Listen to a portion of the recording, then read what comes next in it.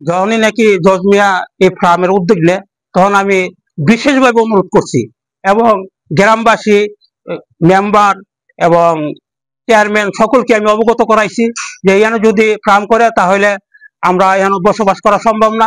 আর এই রাস্তা দিয়ে 10 ফুটের রাস্তা, এই পাশে যদি আমরা এই পাশে থাকি আর এই পাশে যদি ফার্ম করা হয় তাহলে দুর্গন্ধে আমরা থাকতে পারবো না। এর পশ্চিম পাশে একটা ফার্ম করছে পাশের বাড়ির তারা, সমস্ত লোক রোগান্ত হয়ে দাঁড়াইছে। বান্ডেল থাকলে প্রতি সেনমানিতে টাকা বাঁচবে। বিকাশ সেনমানি বান্ডেল কিনে জিতুন প্রতি লেনদেনে। তাছাড়া এই রাস্তা দিয়া মালাই মেরকোটা যত লোকজন আছে, ছাত্র ছাত্রী সকলেই স্কুলে কলেজে আসা যাওয়া করে, গাড়ি ঘোড়া হাজার হাজার গাড়ি ঘোড়া এই দিক আসা যাওয়া করে। কিন্তু এর প্রাইমারি স্কুল আছে, ওইদিকে মাদ্রাসা আছে।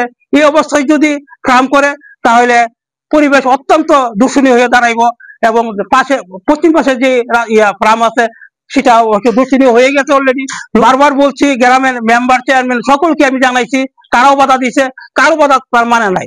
আমি এটা প্রতিকারের জন্য, যাতে ফার্ম না হয় প্রতিকারের জন্য ইউনিসেফ বরাবর, প্রেসিডেন্ট বরাবর অ্যাপ্লাই করছি, দরখাস্ত দিছি। এটা যাতে না হয় এবং পরিবেশটা যাতে ভালো থাকে আমি এইটুকু চাই। আমাদের পশ্চিম পাশেও খামার, দক্ষিণ পাশেও খামার, পূর্ব পাশেও খামার। এই খামারগুলির জন্য আমরা খুব একটা অসুবিধায় ভুগতেছি। এতএব আমি সরকারের কাছে আমার একটাই আবেদন, যেন এই খামারগুলি না হয়। বান্ডেল থাকলে প্রতি সেনমানিতে টাকা বাঁচবে। বিকাশ সেনমানি বান্ডেল কিনে জিতুন প্রতি লেনদেনে। এই রাস্তার পাশে এই ফার্ম গুলা থাকাতে দুর্গন্ধ, মানুষের যাতায়াত করতে সমস্যা, আসতে যাওয়া এই গন্ধ বাইরে, এটা এখানে না থাকাই ভালো। নতুন একটা ফার্ম, তারপরে পিছনে একটা ফার্ম, আরেকটা ফার্ম আমরা দুর্গন্ধ থাকতে পারি না। আমরা তো বাড়ির পাশে, বাড়ির পাশে অনেকবার পাশে বলে একটা ফার্ম করে আর কতটি ফার্ম দিতে আছে।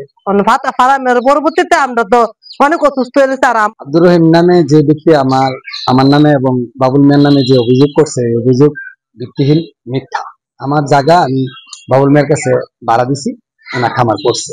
আমার এটার পানি সম্পদের অনুমতি রেজিস্ট্রেশন, যে ব্যক্তি আমার নামে ইউনো অফিসে অভিযোগ করেছে তার কাছ থেকে আমি টাকা পাও না। দীর্ঘদিন যাবত তার সাথে আমার টাকার পয়সার বিরোধ চলতেছে। এই বিরোধের জের ধরে তিনি আমার বিরুদ্ধে অভিযোগ করেছে। এই অভিযোগ সম্পূর্ণ মিথ্যা এবং ভিত্তিহীন। আমি বিগত 25 বছর যাবত এখানে ফার্ম ব্যবসা পরিচালনা করে আসছি। আমি এসিলেনকে দিছি, এসিলেন এখানে মোবাইল কোড করবে। এটা পরিবেশ অধিদপ্তরের প্রতিনিধি লাগবে। মোবাইল কোড করতে হলে পরিবেশ অধিদপ্তরের লোকজন সাথে লাগবে। আমরা তো অ্যারেঞ্জ করে তারপরে যাব। আপনারা এসিলেনের সাথে ইন ডিটেইল কথা বলেন। গতকাল আমি এসিলেনের সাথে কথা বলছি।